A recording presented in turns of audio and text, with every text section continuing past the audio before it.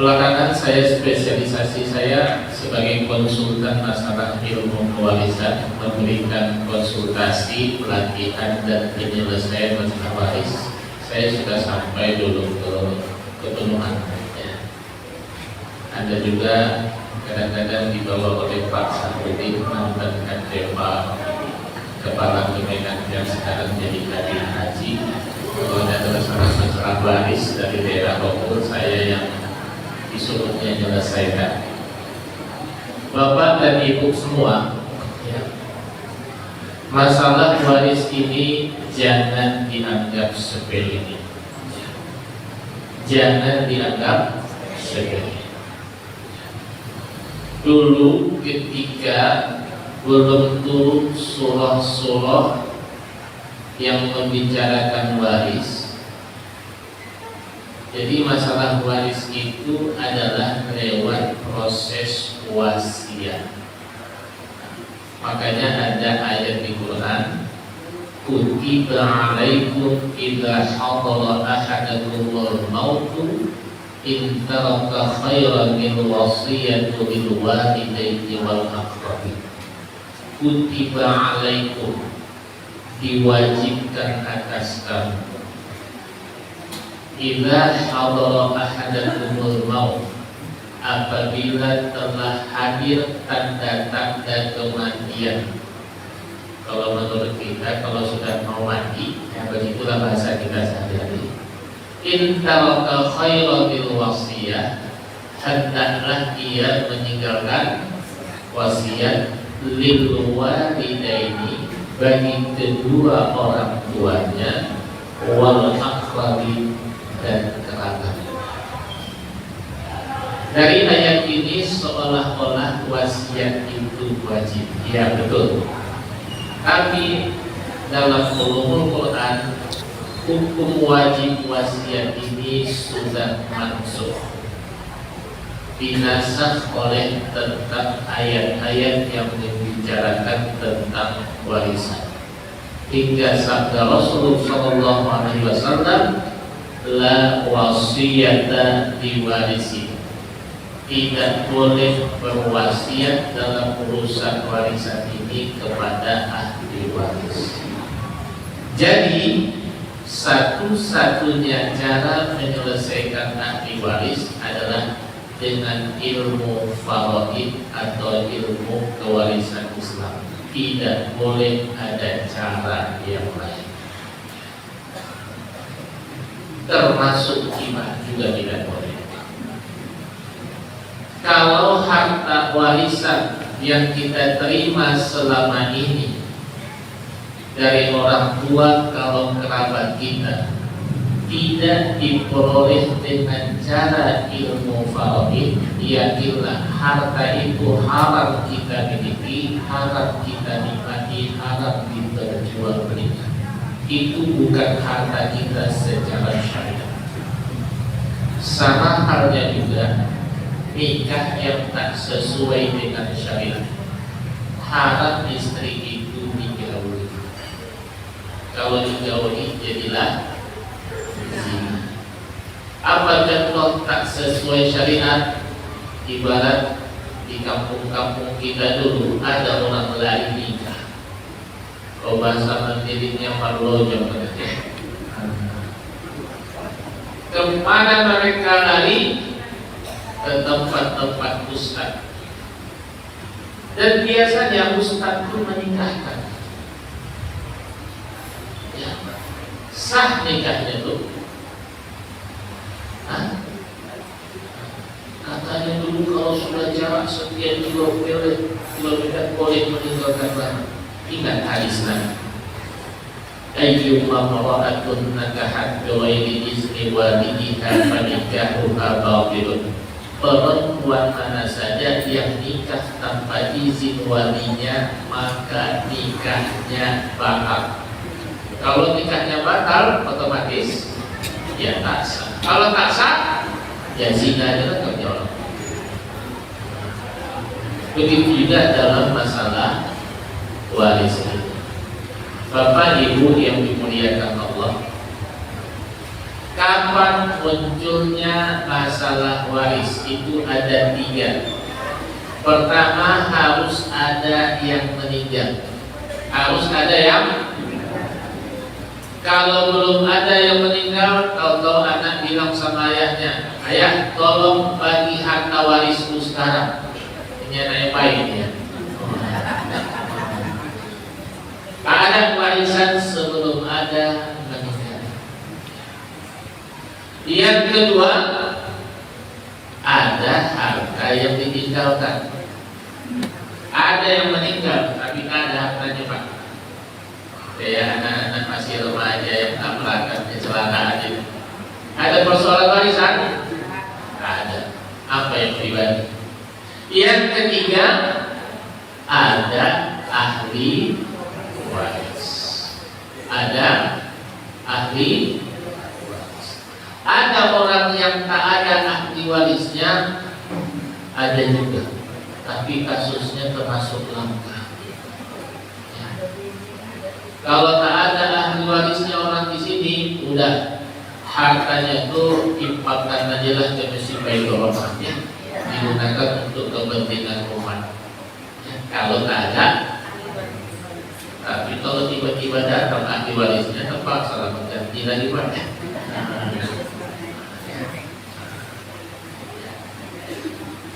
Jadi ada yang meninggal, ada yang apa lagi? Ada hartanya, ada ahli waris. Ya. Kapan orang bisa mewarisi? Juga ada 3 hal. Pertama, hubungan nasab. Apa?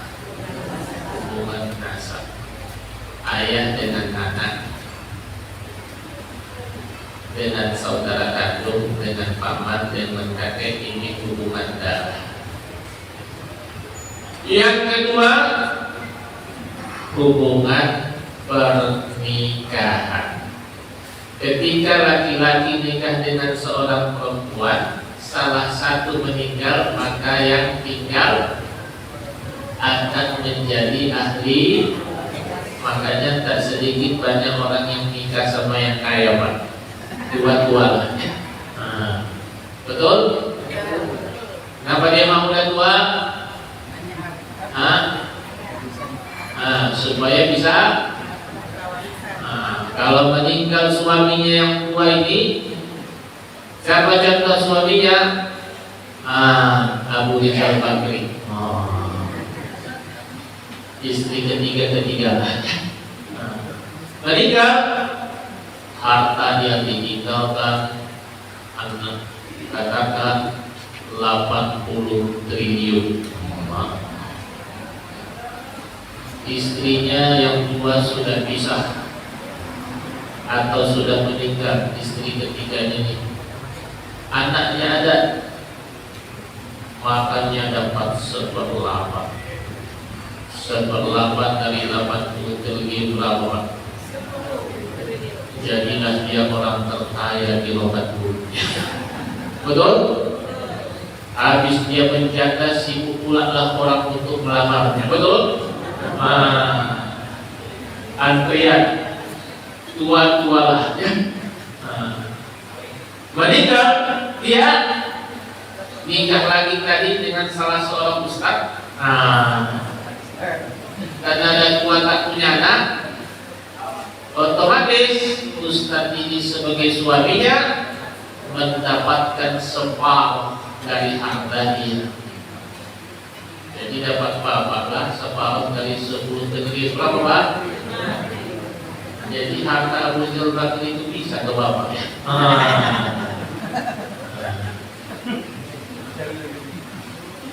Jadi gara-gara nikah ini juga apa terjadi? Hubungan kewarisan, sebab mewarisi. Suka atau tidak suka, walaupun nikahnya baru sehari. Enak kali itu ya.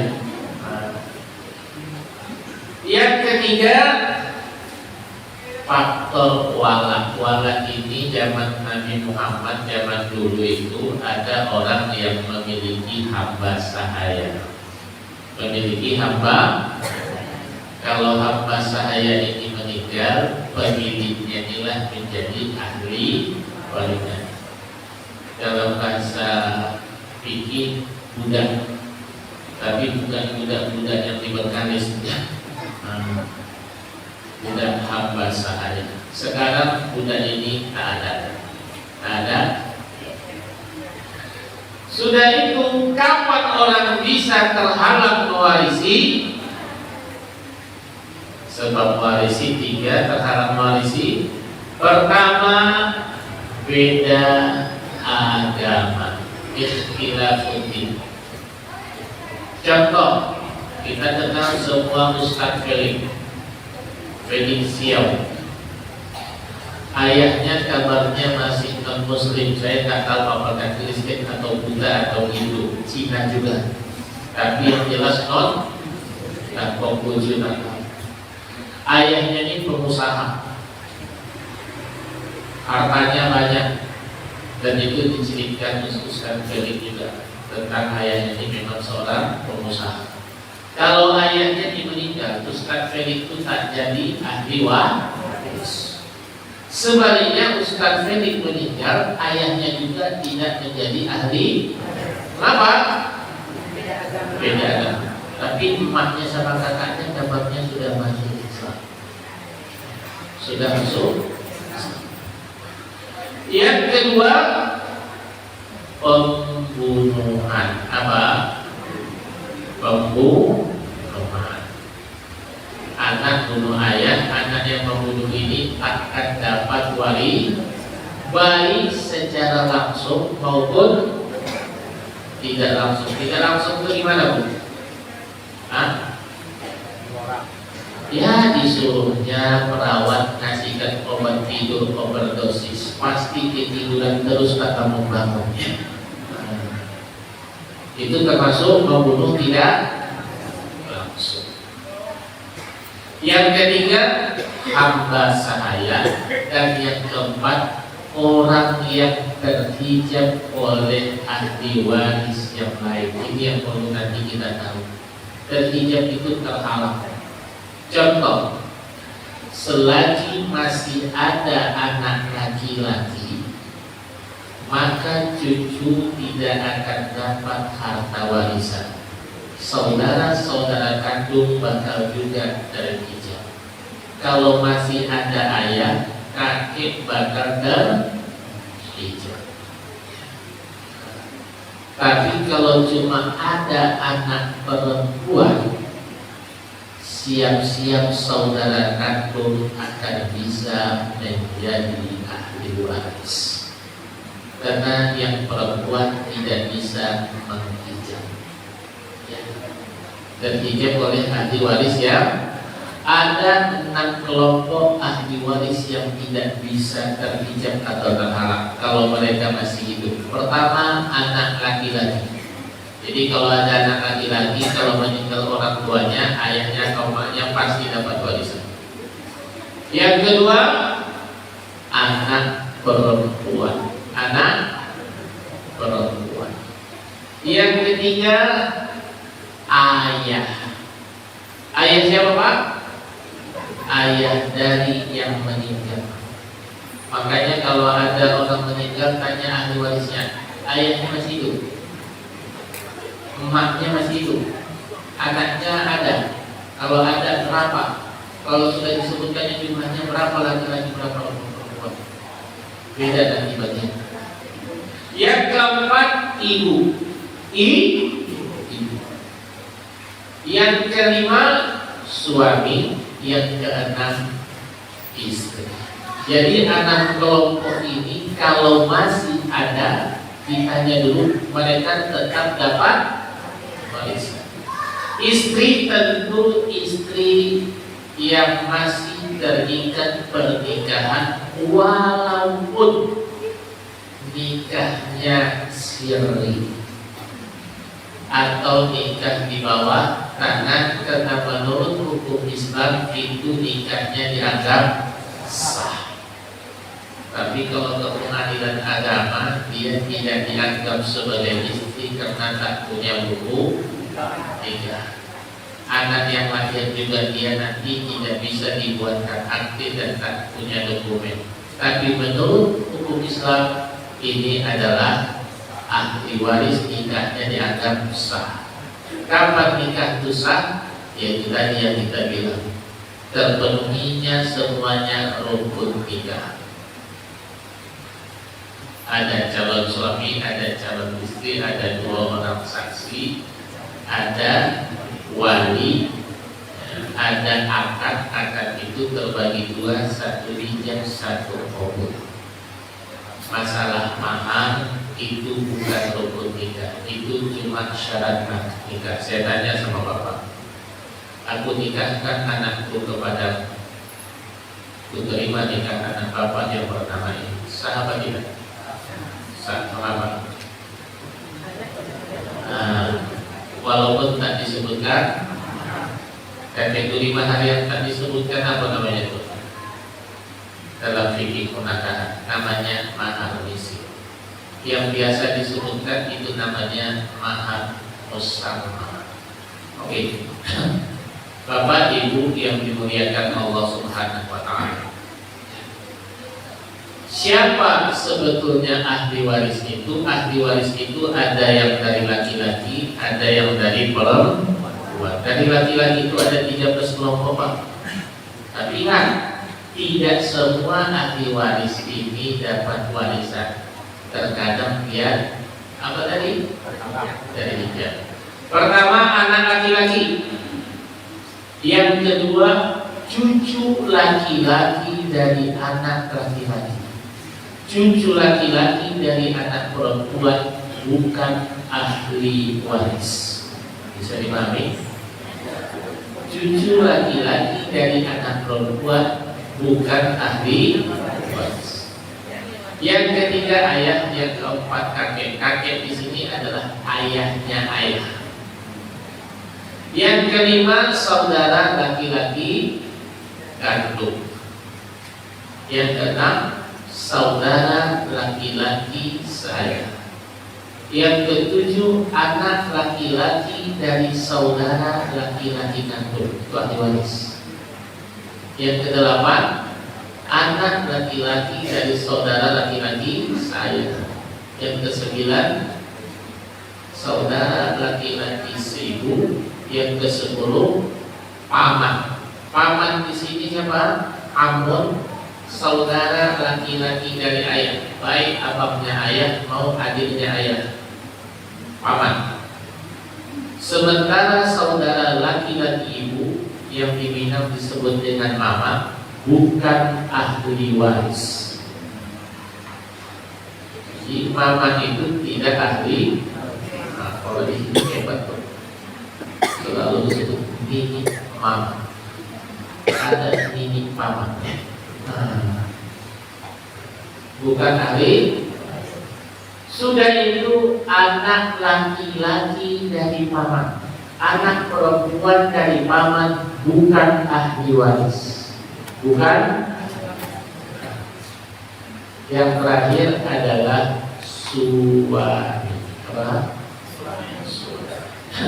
Inilah ahli waris dari kelompok laki. Kapan cucu laki-laki jadi ahli waris? Selagi tidak ada anak laki-laki. Kalau ada anak laki-laki, maka cucu ini terhijab. Contoh, kakek kita atau atuk kita meninggal dulu, dibagi harta warisan, ayah kita masih hidup, kita sebagai cucunya ahli waris. Cuma dapat apa enggak? Nengok-nengok aja lah. Nengok. Kenapa? Kita ahli waris, tapi tidak di. Yang ada hijab yang anak kelompokkan. Saudara laki-laki kandung jadi ahli waris selagi tidak ada apa? Anak laki-laki, cucu laki-laki atau ayah. Kalau masih ada yang tiga itu, maka saudara laki-laki kandung terhijab. Begitu juga saudara laki-laki saya jadi ahli waris lagi tidak ada anak laki-laki, cucu laki-laki, ayah dan saudara laki-laki aku. Begitu juga nanti, itulah berurutan. Yang perempuan ahli warisnya siapa? Pertama anak perempuan. Yang kedua cucu perempuan dari anak laki-laki. Cucu perempuan dari anak perempuan bukan ahli waris. Jangan sedih. Yang ketiga ibu. Yang keempat nenek. Tapi nenek di sini dua belah pihak. Nenek dari ayah maupun nenek dari ibu. Sama-sama ahli. Yang kelima saudara perempuan kandung. Yang keenam saudara perempuan saya. Yang ketujuh saudara perempuan ibu. Yang kedelapan istri. Inilah ahli waris. Sampai di sini bisa dipahami? Ya, ini belum. Ingat, ketika ada sebuah pasangan suami istri tidak punya anak atau tidak punya anak laki-laki. Bapak di sini ada yang tidak punya anak laki-laki? Ada? Diceritakan. Ayah. Ya, Bapak. Contoh ya. Orang yang tak punya anak laki-laki, kita ini rata-rata kalau usianya sudah di atas 50-an, kebanyakan orang tua kita sudah pada nikah, betul Pak? Jadi kalian Pak ya, udah ya. Yang tak punya anak laki-laki atau tak punya anak sama sekali, kalau bapak atau ibu meninggal, siap-siap saudara kandung baik laki-laki maupun perempuan akan menjadi ahli waris.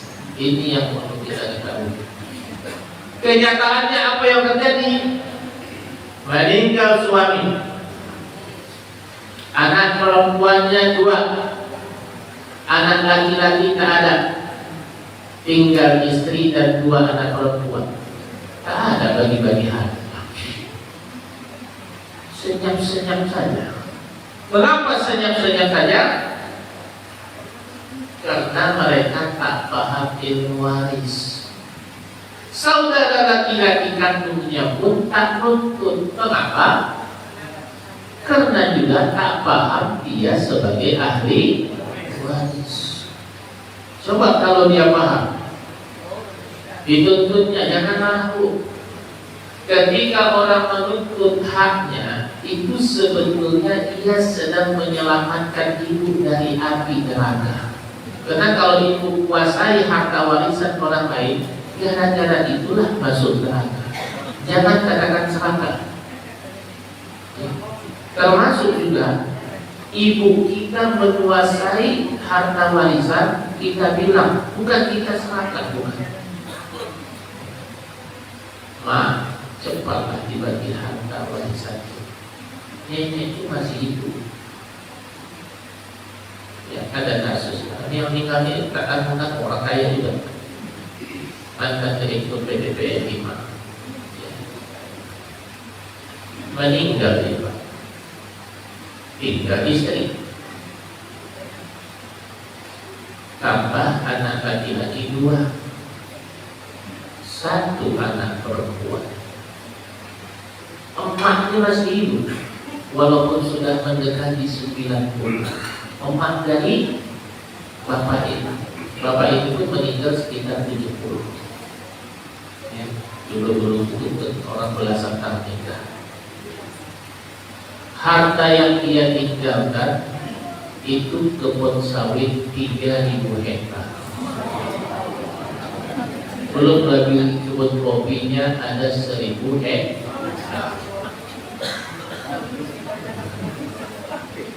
Ini sampai sekarang belum dibaginya harta warisan. Sudah saya ingatkan kepada abang saya, ini kebetulan yang meninggal ini adik mertua dari abang kandung saya.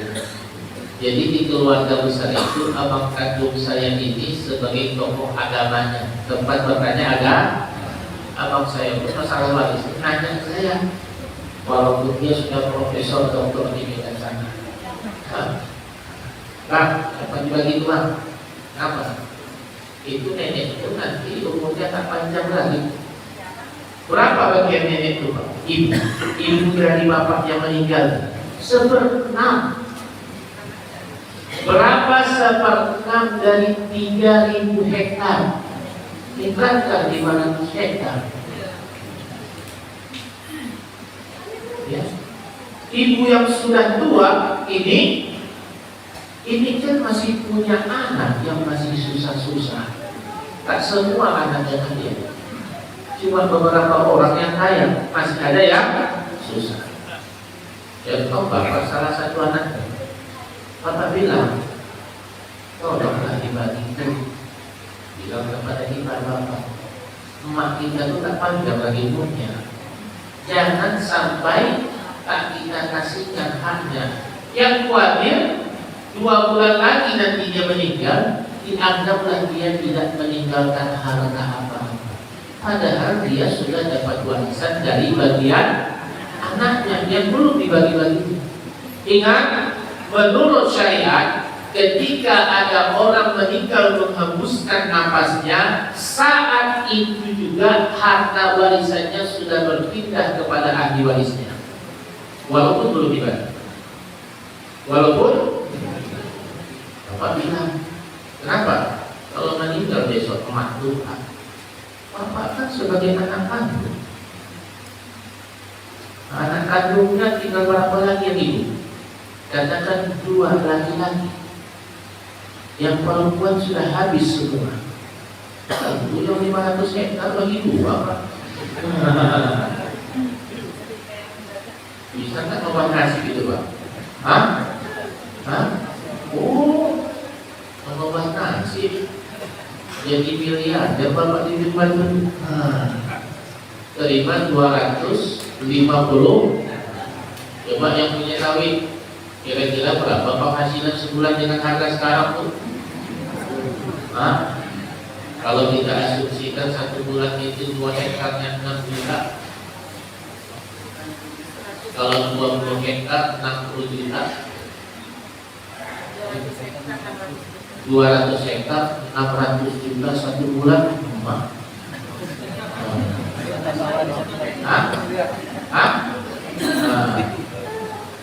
2 hektar 6 juta, 20 hektar 60 juta, 200 hektar 600 juta, tambah lagi yang 50 hektar, lebih kurang 150 juta. Total penghasilan bapak, sawit bapak, harta warisan dari ibu itu dapat berapa? 750 juta setiap bulan. Barangkali Avanza ini uang lah. Udahlah pakai kamu aja itu. Permisi itu bapak. Beli apa dia Pak? Apa ini? Pak udah mulai ya. Pak Jiro ya. Jadi warisan ini juga bisa mengubah nasib. Betul? Makanya kita harus tahu. Jangan anggap orang tak menuntut aman-aman saja. Orang tak tahu. Ini juga tak mau ngasih bukan karena dia serahkan. Dia juga tak tahu saudara kandung ini jadi ahli. Jadi sama-sama tak tahu. Kalau ada satu yang tahu,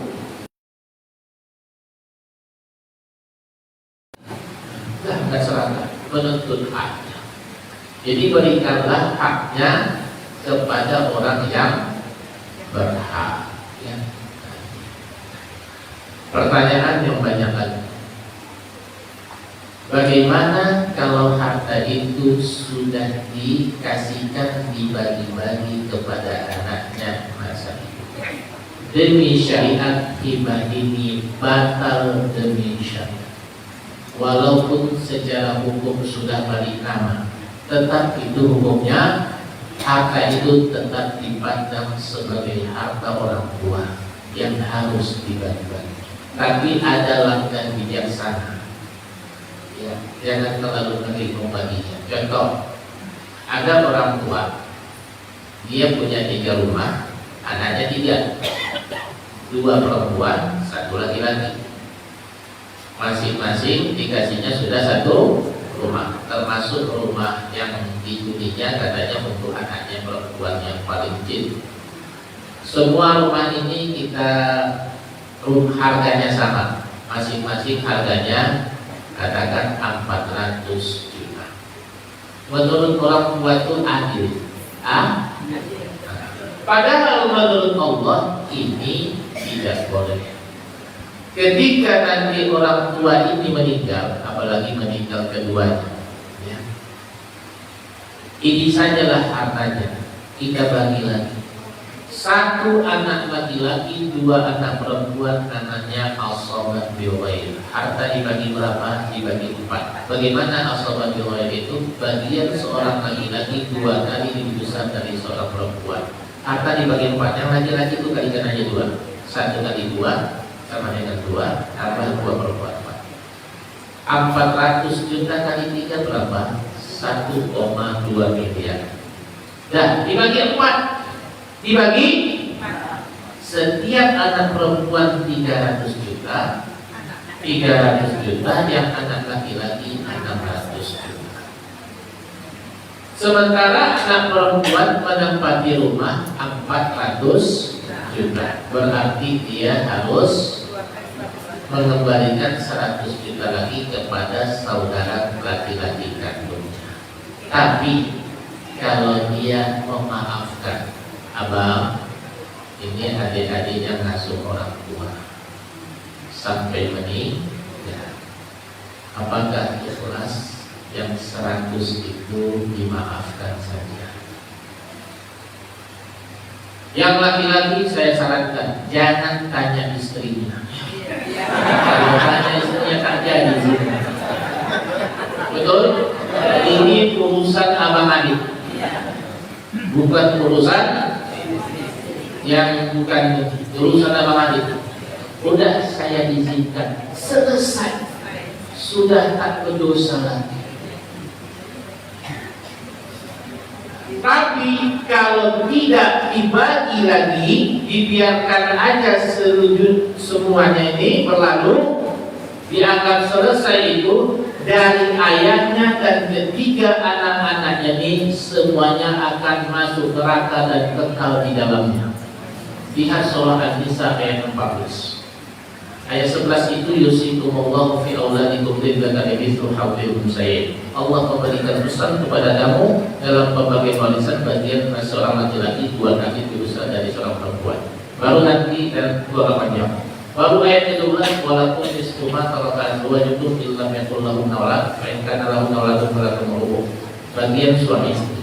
Baru ayat ke-13 Allah mengatakan tilka hududullah. Ini semuanya aturan Allah. Wa may yuti'illaha wa rasulahu, siapa yang mentaati aturan Allah dan Rasulnya, yudkhilhu jannatin tajri min tahtiha al-anhar khalidina fiha wa dzalikal fawzul 'azim. Kekal di dalam. Ayat ke-14 ancaman Allah. Wa may ya'sillaha wa rasulahu, orang yang durhaka sama Allah dan Rasulnya, wa yata'adda hududah, melanggar aturannya. Menurut ulama tafsir, aturan di sini adalah aturan ilmu kewarisan, karena ini ayatnya bicara tentang waris. Ada aturan kewarisan Islam masih ditempuh cara-cara yang lain atau dengan cara yang lain atau sesuai adat kebiasaan. Apa namanya? Yudkhilhu naron khalidan fiha, mereka akan masuk neraka dan kekal di dalamnya. Walahu azabun muhin, baginya azab. Jadi seolah-olah kalau kekal di dalam neraka kayak sia-sia sajalah ibadahnya yang lain selama ini. Belum. Pasti kita semuanya ingin masuk surga, makanya kita ada di sholat subuh berjamaah. Nah, makanya kita patuhi aturan Allah. Sampai di sini silakan bertanya Bapak tadi. Ini mikrofon sudah tersedia. Ya. Satu orang yang ngasih. Satu lagi mikrofonnya berpihak ibu Bapak. Ya silakan siapa? Assalamualaikum warahmatullahi wabarakatuh.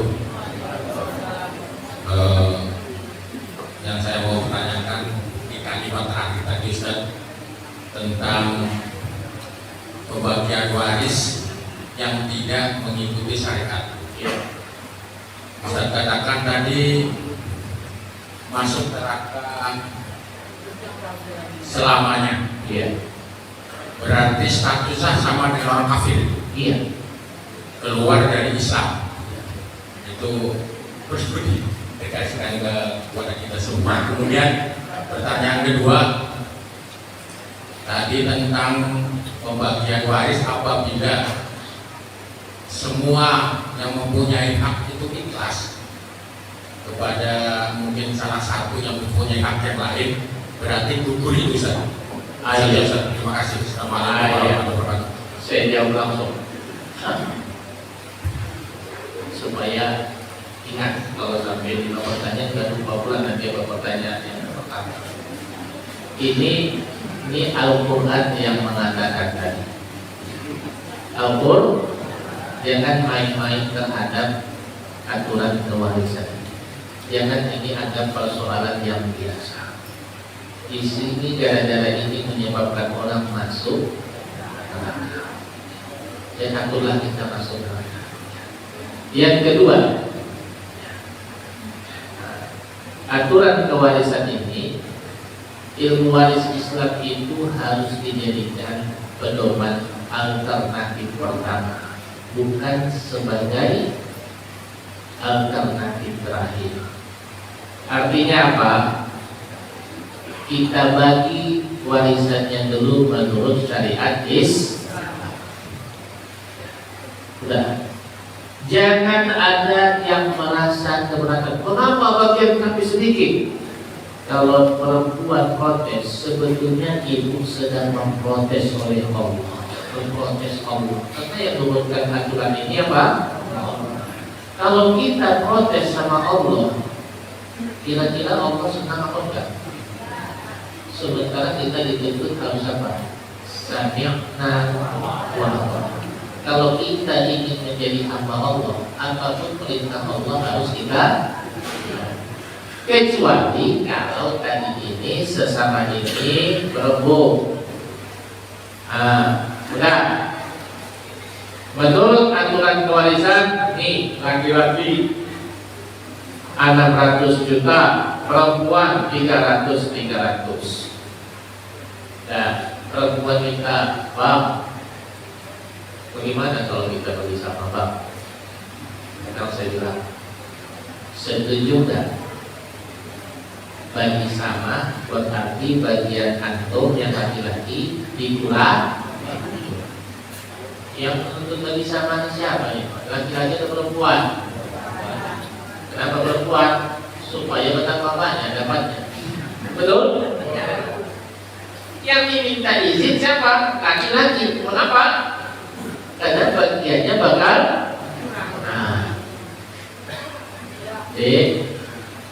Ya kita tegakkan aja syariat agama. Ada baginya. Bagi dia tak setuju, bagi sama. Kenapa sebetulnya dikasih Allah laki-laki itu lebih besar? Tanggung jawab. Contohnya, kalau meninggal ayah kita, ini anak laki-laki, tambah 2 adiknya perempuan, mak kita ini tanggung jawab anak laki-laki, bukan tanggung jawab anak perempuan. Makanya bagian lebih besar. Sudah itu, anak perempuan ini belum menikah, tanggung jawab abangnya lah menafkahi yang ini. Emaknya lagi, adiknya lagi, belum lagi istrinya di rumah. Karena itulah Allah melebihkan bagian. Tapi begitu pun kalau dia rela, kayak itu keluarga kami dulu gitu, meninggal ayah kami. Salah satu dari anak mengatakan, abang saya, ya bagi saya lah menurut ilmu faraid, kami ini kan orang susah-susah juga, ya dibagi-bagi menurut ilmu faraid, ataupun tidak jadi bagi sama. Begitu, bisa dipahami Pak ya? Nah, ada yang perlu tanyakan lagi Pak? Sudah tuntas? Yang pertama tadi memang itu ayat Al-Quran Pak. Nah, saya cuma memberikan pemahamannya. Jadi Al-Quran bilang kalau melanggar aturan Allah ini masuk neraka. Ayat. Kenapa mulai? Orang-orang yang menjadi hijab tadi Ustaz. Orang-orang yang menjadi hijab tadi disebutkan anak, cucu laki-laki. Apabila seperti saya tidak punya anak laki-laki, apakah cucu laki-laki besok bisa menjadi hijab? Terima kasih Ustaz. Oh iya, bapak tak punya anak laki-laki, cucu bapak tak akan jadi ahli waris. Kenapa? Cucu dari anak perempuan tidak ahli waris. Supaya silakan Bapak. Assalamualaikum warahmatullahi wabarakatuh. Masalahnya Pak, saya meninggal dunia meninggalkan satu orang istri, anak laki-laki satu, anak perempuan satu, dan seorang ibu satu. Iya. Harta warisan berjumlah 1,2 M. Bagaimana cara Bapak ini? Oh iya. Ada suami meninggalkan seorang istri, seorang ibu, satu anak laki, satu anak perempuan. Ya, istri dapatnya 1/8 dari 1,2 miliar 150 juta. Oke. Ibu dapatnya 1/6 200 juta. Sisa harta 850 juta.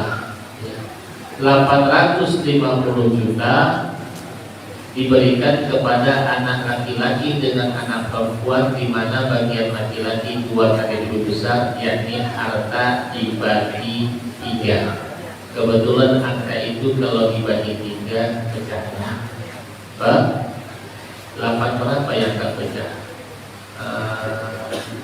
Kalau 87 tak pecah, kalau 8,5 pecah. Kalau 87 hasilnya 27 ya.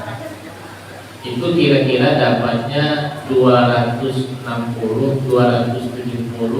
kali 3 810. Sisanya masih 40 dibagi 3 pecah juga sekitar itu. Kalau pecah itu tak bisa kita hitung pakai kalkulator, pecah juga otak kita. Ya Pak ya. Jadi yang 850 dibagi 3 jadi kurang 270-an untuk satu anak perempuan, yang laki-lakinya 500, ya 40-an. Itulah bagian masing-masing. Ibu kasih apa? 200 juta, jangan tak dikasih walaupun sudah tua. Tapi ingat, harus lebih bijaksana. Ya Bu, ada lagi tambahan. Ketika menyelesaikan kasus seperti ini, lihat hartanya. Mana harta istri, mana harta suami. Ya. Tanya, istrinya ini kerja apa enggak? Katakan kerja. Suaminya kerja. Kalau istri kerja, suami kerja, hasil kerjanya gajinya bersatu, itu namanya harta bersama menurut syariat Islam. Kalau harta bersama, bagi 2 dulu untuk istri. Bagi 2 600. Yang dari 600 itu barulah istri dapat 1,875 juta. Nah, kita simpulkan lagi Pak. Kalau menurut kompilasi hukum Islam, harta bersama itu harta yang diperoleh sejak menikah. Tapi kalau dalam syariat Islam, tengok, kalau istri cuma ibu rumah tangga, suami yang kerja, maka apapun yang diberi hakikatnya adalah harta suami. Sebaliknya juga demikian. Istri yang punya kebun, suami cuma numpang. Dari hasil istri punya kebun inilah beli apa? Mobil, beli tanah, bangun rumah. Pada hakikatnya ketika suami itu meninggal, dia tidak meninggalkan harta. Itu harta istri menurut syariat Islam. Nanti kalau pakai kompilasi dianggap harta bersama semuanya. Harta. Suatu ketika ada pengalaman saya, ada istri yang sudah cerai, pimpinan pondok besar di Pekanbaru. Ketika masalah waris muncul dengan istri dan anak-anak dari pertama, harta yang ditinggalkan lebih kurang 30 miliar. 30 miliar. Saya tanya, Pak, saya kalau tuntut ke pengadilan harta gunung ini itu dapat saya Pak? Dapat Bu, karena ibu sudah bisa menurut pengadilan. Ibu mungkin dapat separuh. Tapi saya tanya Bu, itu yang mencari harta 30 miliar ibu atau bapak sendiri? Bapak sendiri. Iya. Ibu tuntut ke pengadilan, ibu bisa dapat menang 15 miliar. Tapi yang itu adalah tiket ke neraka. Tiket? Nah, kalau itu tak mau saya Pak. Hanya tadi tentunya begini. Karena saya menurut syariat. Iya. Ada lagi silakan. Ayat. Assalamualaikum warahmatullahi wabarakatuh. Ustaz, ada seorang bapak ini dia punya kebun sawit. Ayat. Dia meninggal. Sebelum dia meninggal ini, istri yang pertama itu sudah meninggal. Dia nikah lagi dengan seorang perempuan.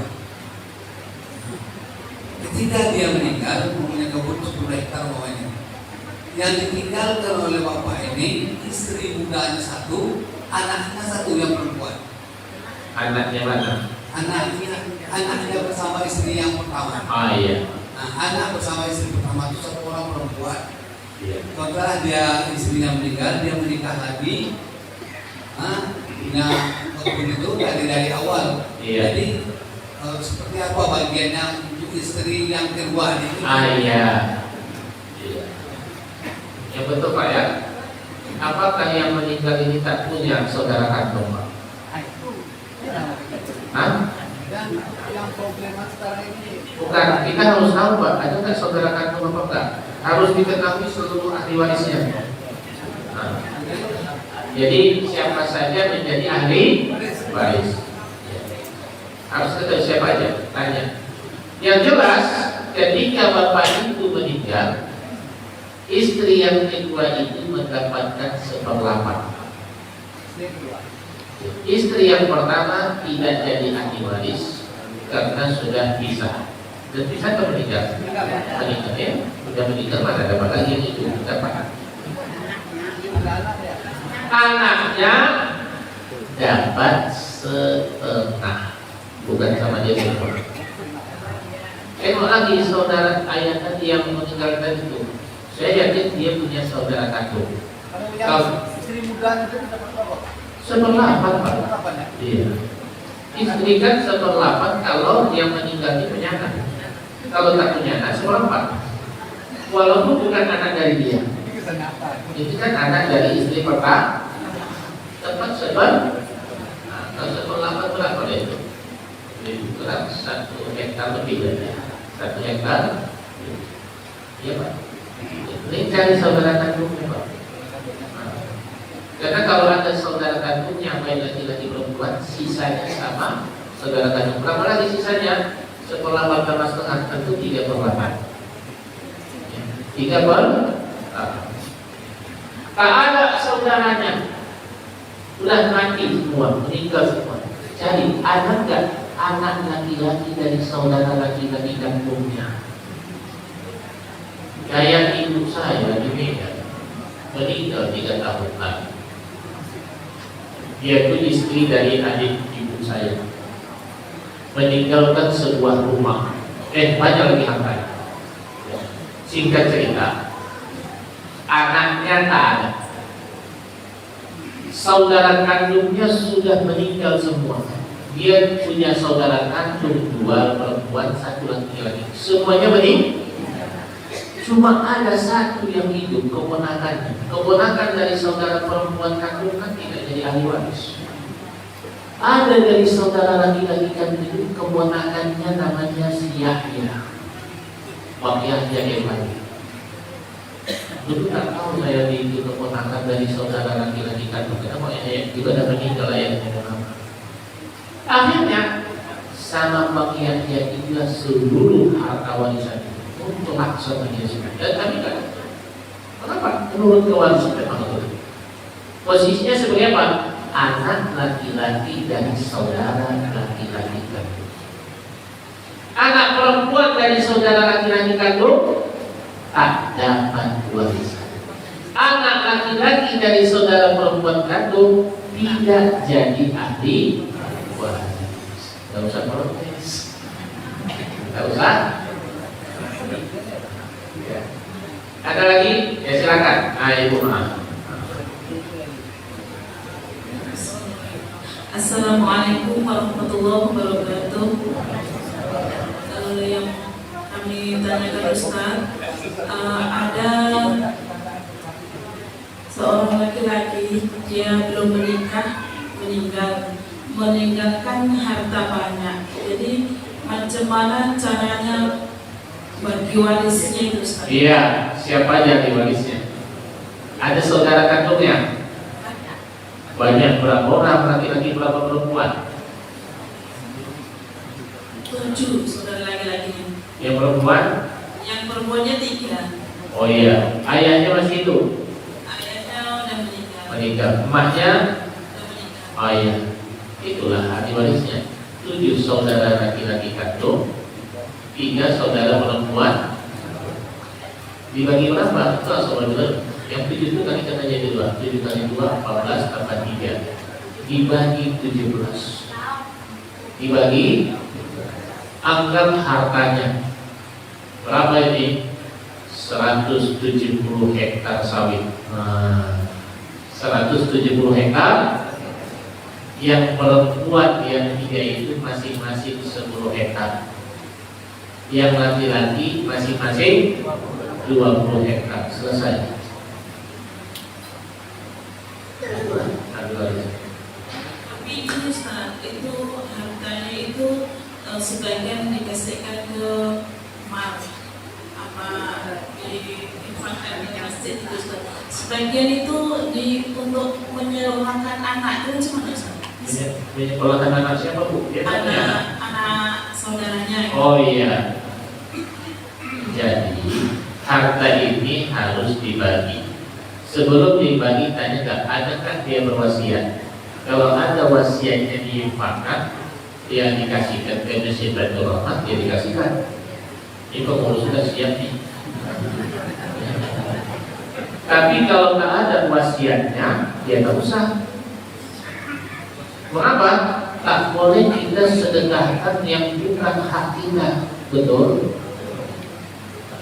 Dan dibagi. Udah dibagi nanti, itulah dari masing-masing. Kasihkanlah hak masing 7 saudara laki-laki kandung. Menyekolahkan ini tentu kalau ibu salah satu dari saudara perempuan kandungnya, ibu dapat 10 hektar sawit. Ya dari itu kan biaya anaknya. Ini kadang-kadang harta tak dibagi-bagi, dibagi-bagikan aja sesuai keluarga Qurannya, keponakannya masih banyak sekolah. Ini kita infakkan, tapi bisa. Gak boleh memberikan sedekah yang bukan hak kita, betul? Ada pahalanya. Tapi kalau yang menerima mau aja, betul? Nah, orang bersedekah kemari, alhamdulillah. Jangan tanya-tanya Pak, dari mana sumbernya? Terima saja. Diselesaikan, ya, diselesai. Ada kasus kemarin bertanya kepada saya orang Islam dari Indragiri. Kasusnya seperti ini. Meninggal ini yang belum nikah, cuma dia dapat warisan dari orang tuanya. Ya. Siapa yang masih hidup? 1 laki-laki, 2 perempuan. Ya, bagi 4. Bagi udah kami jual Ustaz, tanah yang itu berapa dijual? Dapat 180 juta. Oh iya, oke. 90 juta untuk saudara laki-laki kandung, 45 untuk saudara perempuan kandung. Selesai. Jadi semua harta itu pertama dinilai dulu pakai uang supaya mudah membaginya. Tapi kalau dari hektarnya 170 hektar udah mudah aja. Ada lagi silakan. Ayah, ini. Assalamualaikum Ustaz. Oh iya. Terus. Nah, enak, mik tangan nyo. Ada kasus Ustaz. Kami ini sebuah fenomena ini tapi bisa disebut kasus Ustaz. Banyak orang tua tidak memberikan pesan kepada anak-anaknya untuk membagi warisannya nanti. Kemudian orang tua itu meninggal. Dari istri yang pertama ada seorang anak laki, Iya. dan istri yang kedua ada 2 anak perempuan. Iya. Tapi di pihak yang istri yang kedua, anak perempuannya ini tidak mau membagikan hartanya, walaupun sudah dibawa sama keluarga, mereka tidak mau memberi. Kalau ini masalahnya ini dibawa ke pengadilan, Iya. ada putusan pengadilan, apakah bisa dieksekusi dari amanat putusan pengadilan itu? Iya, bisa Pak. Kalau tak bisa. Tapi sebetulnya ya hadirkan saya di keluarga itu. Jangan sampai ke pengadilan. Kalau pengadilan pakai biaya yang besar, apalagi pakai sewa rumah. Tetap ahli warisnya anak laki-laki. Anak laki-laki dari istri pertama tetap adalah anak kandung dari yang meninggal. Tambah 2 anak perempuan dari istri kedua. Harus dikasihkan. Kalau tak dikasihkan, pengadilan bisa mengeksekusi, memaksanya. Jadi pertama dimintakan dulu surat ahli waris kepada pengadilan agama. Sesudah itu nanti baru sekaligus dituntut pengadilan membagikan harta. Tapi waktu mengajukannya harus yang mengajukan ini melampirkan bukti-bukti kepemilikan harta. Ini punya kebun, Bapak lampirkan minimal fotokopi suratnya. Nah, bisa ngaku-ngaku aja kalau ke pengadilan itu semuanya harus punya. Penting. Dan itu bukti harus atas nama almarhum ayahnya. Mik. Jangan sampai besok sudah balik nama. Kalau sudah balik nama, sudah nama istri yang kedua di surat tanah itu semua, tak bisa kita bilang ke pengadilan itu harta almarhum lagi. Siapa yang punya nama, dialah pemiliknya. Begitulah aturan hukum nasional. Kalau ke pengadilan, makanya sekarang banyak orang yang licik ya, wali namanya. Tahu-tahu, tak bisa nuntut Pak. Kalau ke pengadilan, ini surat namanya ayahnya, kita lakukan mana nama ayahnya? Jangan nama, tak berlaku lagi. Ini siapa yang punya nama dia pemilik. Itulah kalau urusan ke pengadilan, sama Pak. Bapak beli mobil atas nama Bapak ini, BPKB-nya atas nama Bapak ini. Bapak meninggal, dituntut anak Bapak, tak bisa. BPKB-nya atas nama bapak, itu pemiliknya. Namanya juga BPKB itu apa? Bukti pemilih keterangan pemotor. Siapa yang punya nama, pilihnya itu secara hukum.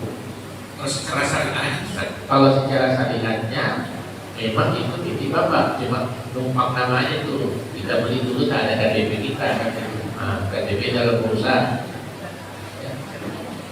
Untuk syariat agama tetap itu hak milik almarhum walaupun sudah balik nama. Makanya kita selesaikan secara keagamaan. Banyak loh kasus hukum. Ya. Contoh ya dari Kepri yang buat saya. Anak angkat ini di kartu keluarga statusnya sebagai anak kandung. Ada apa enggak? Ya. Ini bahaya. Kalau sempat, apalagi yang punya anak angkat rata-rata tak punya anak, betul? Kalau ini tak diselesaikan secara baik, bisa saudara kandung ini tidak dapat harta ketika abangnya meninggal. Kenapa? Karena ada anak kandung. Kalau ke pengadilan ada dokumen dia ditata, dia anak kandung, ada akte dia selesai lah, anak kandung lagi. Ini dia adalah saudara kandung. Padahal dia sebetulnya anak. Kalau anak angkat tidak ahli waris, harusnya warisan itu jatuh kepada saudara laki-laki kandung. Makanya urusan-urusan seperti ini, supaya anak angkat itu dapat waris, dapat harta warisan, caranya bisa lewat wasiat atau lewat hibah, tapi tak boleh kita seperti itu. Itu caranya. Begitulah supaya dia menikmati. Ya, silakan Ibu. Assalamualaikum warahmatullahi wabarakatuh. Kalau seandainya Pak Ustadz suami istri bekerja, sementara suaminya meninggal, apakah harus langsung dibagi dua harta tadi? Sementara ada ladang sawit yang mungkin tidak seberapa, istrinya tadi hidup dari ladang sawitnya itu Pak Ustaz. Seandainya dibagi, dari mana istrinya dapat mencari makan gitu? Apakah memang harus dibagi langsung atau bisa nanti sesudah istrinya mati baru dibagi ke anak-anaknya? Ya, pertanyaan yang sangat bagus. Inilah mengapa orang lambat mengurus, menyelesaikan, membagi-bagi harta warisan suaminya tinggal. Kapan kita bagi? Bisa sesegera mungkin, bisa ditunda, boleh ditunda. Tapi dengan catatan, kalau ahli warisnya hanya dengan anak-anak. Hanya dengan anak, disepakati dulu dengan anak-anak. Apakah harta itu kita bagi sekarang atau kita tunda dulu? Udah lama kan tiada kita bagi, dari situ ambilnya hidup kita. Tapi di sisi lain perlu juga dipahami. Menurut syariat ada seorang janda, sementara anak-anaknya masih kecil. Siapakah yang bertanggung jawab kepada dia? Kalau menurut adat kita kan dia bertanggung jawab kepada dirinya. Ada kok harta yang sebetulnya yang bertanggung jawab pertama adalah siapa? Saudara ayahnya kalau masih ada. Yang kedua, saudara laki-laki kandungnya. Bapak punya adik perempuan, meninggal suaminya. Anaknya masih kecil, tanggung jawab apa lo menafkahinya? Jangan biarkan dia sedih. Karena dia sendiri pula merasa kalau gua lagi besok ini, apalagi makan dulu. Karena orang yang bertanggung jawab tidak menjalankan fungsinya tanggung. Bapak sih mau, yang tak mau istri pulang. Apa batang makan banyak pula bagi dapat Ada lagi anak kita ada begini, kan itu tanggung jawab. Sebab itulah tanggung jawab sebagai seorang laki. Kenapa? Ketika ayah kita sudah tak ada, ya saudara kandung laki-laki. Itu kemudian ini boleh ditunda, ya. Tapi paling tidak dibagi pun boleh juga. Tapi masih harta itu dipegang oleh ibunya dan boleh digunakan untuk kebutuhan keuangan. Ayah. Ada misalnya ada rumah, tapi udah dikasihkan sama anaknya dua, dikasihkan sama anaknya Ustaz. Ayah. Boleh Pak Ustaz. Itu tadi yang dihibahkan dikasihkan sama anaknya itu batal demi syari, harus dibagi ulang. Tapi tetap mereka tidak terusir dari rumah itu supaya menjadi halal lagi, supaya menjadi halal. Yang seperti kita jelaskan Jadi tadi. kalau kita hanya pemberian, misalnya kita berikan anak kita itu satu-satu rumah, apa jadi waris juga nanti? Tidak, tetap nanti dibagi ulang. Tapi anak itu tetap menempati rumah yang telah diberikan kepada dia. Tapi sesudah secara syariat sudah sesuai. Kalau gitu aja tak boleh, karena dibagi dulu lewat cara hibah. Tapi kalau seandainya udah sesuai syariat, anak perempuan harganya misalnya 400 juta, anak laki-laki 800 juta, udah sah Ustaz. Iya, baru diminta diminta kemaafannya. Kalau dia masih melebihi dari haknya, izinkan laki-laki ini memaafkan kelebihan itu. Kalau izin selesai. Nah, kalau izin selesai. Jadi nggak bisa keluarga ayahnya itu untuk ikut campur di dalam urusan keluarga tadi Ustaz. Maksudnya keluarga ayahnya dicampur tangan, maksudnya apa? Keluarga bapaknya tadi yang meninggal tadi. Iya. Apakah ada haknya di situ? Ya tergantung anak ini ada nggak anak laki-laki. Ada. Kalau ada anak laki-laki, keluarga dari ayahnya itu tidak terhijab, tidak bisa campur tangan lagi. Itu penting anak laki-laki. Apa itu? Itu penting anak laki-laki. Iya Bu. Assalamualaikum warahmatullahi wabarakatuh. Yang saya ingin tanyakan adalah misal meninggal suami, kemudian rumah atas nama suami, dan rumah ini tergadai ke bank, dan istrinya yang menebus, apa status rumah ini? Oh iya,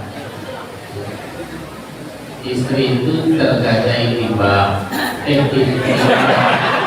Rumahnya tergadai di bank. Ya, digadaikan.